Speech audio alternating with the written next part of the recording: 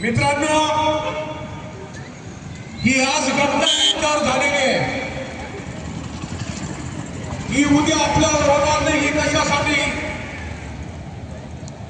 याच्यामध्ये शासनाने याच्याकडे दुर्लक्ष देऊन चालणार नाही. असे कितीतरी अपराध होत राहतील आणि शासन याला जर पाठीशी घालत असेल तर अतिशय हा फेड हल्ला आहे असं म्हणायला हरकत नाही.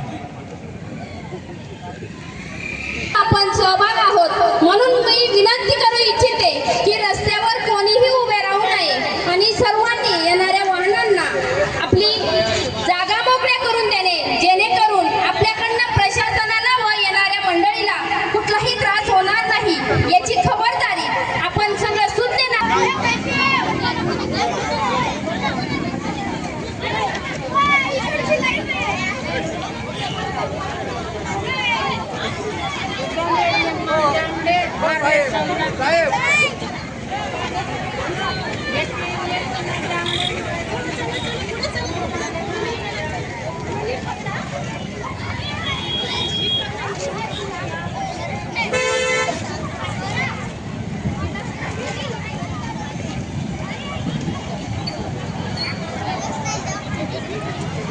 आरोपीला फाशी